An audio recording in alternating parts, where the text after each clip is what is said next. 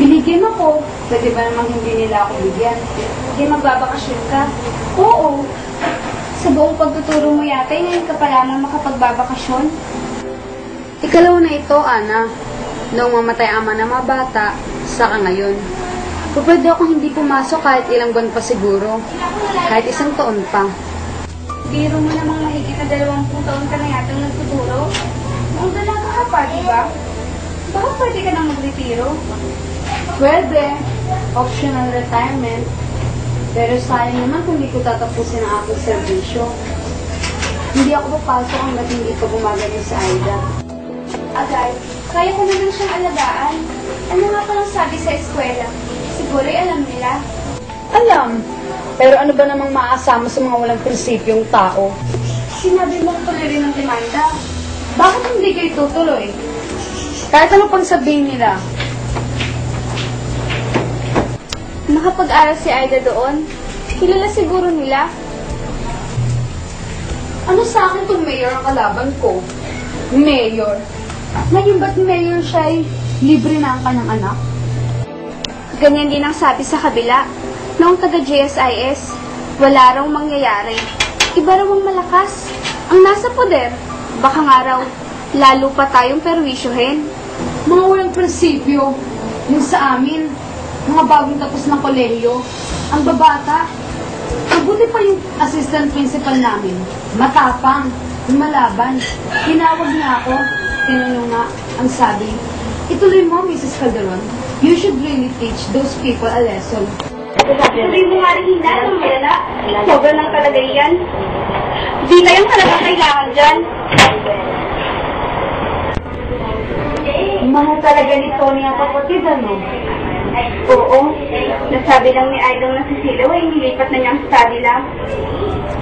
Pabibilin ko na lang siya ulit ng isa pa bukas. Kailangan niya sa pag-aaral. Ibang-iba talaga yung si Tony kaysa roon sa isa, no? Tingnan mo, prenting-prenting nagbabasa. Kung iyon ba'y tulungan niyong kapatid. Bata pa lang kasi si Ben. Spoil! Ikaw mo si Tony, nung ganyang edad. Aba, kumikita na. Nagtitinda na ng dyaryo. Hindi si Ben ang spoiled, Ana. Baka mo si Aida? Sa bagay. Si Tony, pati mga manliligaw ni Aida, kinikilatis na mabuti. Hindi na nagbalik yung press klase ni Aida, ano? Yung auntie agad ang tawag sa akin. Yung di kotse. Ano nga ba iyon? Ano nga ba sa akin kung di kotse siya? Sabi sa akin ni Tony. Mababait silang lahat. Si Tony, hinumot yan talaga si Aida. Magbigay pa ka sa mga kapatid. Di ba lang siya ang wala. Meron lang itong dalawa. Ang may pipitas mo lang, walang kibo. Ay, walang kibong talaga. Seryoso, palaiso lang ako. Kaparehong-kapareho ng ama. Pinakamaganda ka mo. Maganda. Akalain mo bang gaganda ng ganyan ang anak mo, Regina? Natatandaan mo, nung sumakay siya sa karosa, noong lantern parade sa UP, dinala tayo doon ni Tony. The jeans lang, paponi-ponytail lang dito, pero nang sumakay sa karosa, parang birhin talaga. Ang sarap ka mo. Namatay ang generator ng karosa. Ipinasinagan siya ng flashlight ng mga kaklase. Sila lang ang may flashlight. Sabi ko sa'yo, kamo nakatingin ng lahat kay Aida. Ngumingiti siya. Habang ang kanyang mga klase, nagyayabang at nag-iinggit. Talo kayo. Sabi pa nila. Sa tingin ko nooy, para siyang berhin talaga. Sino nga bang kapag aakalang Nangyari na yan, Ana. 18 na siya sa Setyembre nito, Regina. 5 taon na tayo rito. Dito na nagbe-birthday si Aida nung lumipat tayo. Natatandaan mo? Napapanaginip ko pa naman noon ang kanyang debut at naiisip ko pa naman ang gagawin kong tahi sa kanyang bestida. Ang buhay nga naman, oo.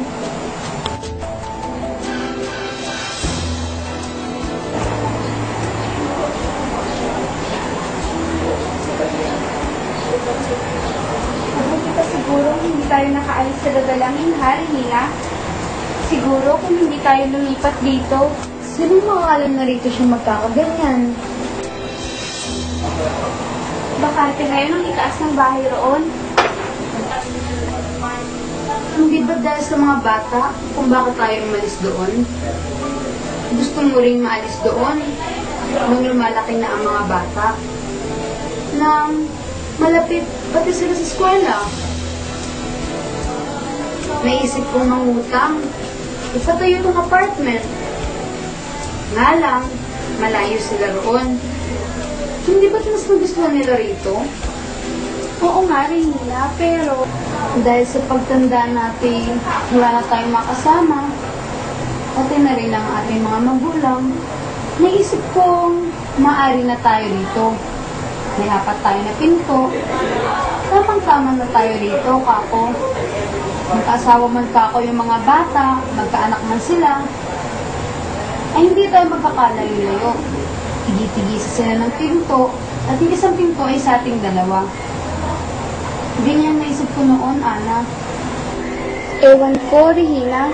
Pero minsan naiisip kong kahit saan tayo pumunta, tila sinusundan tayo ng trahedya. Hindi tayo sinusundan, Ana. Bakit mo naisip yan? Mabuti pang sabihin mo na ibang-iba na talaga ang kondisyon ngayon. Ibang-iba na talaga ngayon. Ewan ko rin. Ewan ko. Naubos na nga pala ang gamot ni Aida, Regina. Yung tranquilizer. Magpapili na tayo. Sino bang ating pabibilhin? Si Tony? Gabi na, gabi na. Malapit na siguro mag-transmit niya. Gabi na pala. Tony! Napapansin mo kay Aida? Napapansing ano? Hindi parang lumalala. Natatakot ako kung minsan. Ang sabi ng doktor, may shock pa raw siya hanggang ngayon. Kung sa bagay, nawawala na rin yung marka ng dagok sa kanyang pigi. Talaga sigurong hindi makakabangon kapag ginagukan rito, ano? Hindi na tao yun. Hayop nang talaga. Pati yung mga sugat at galis-galis magaling na. Sa pagmumukha pa lang kasi, mukhang demonyo. Ang ikinatatakot ko yung ang kanyang nerbiyos. Lalong nagiging nervyosin yata. Lagi kaya niyang naaalala? Hindi ba may naluloko sa ganyan? Hindi naman siguro, Ana.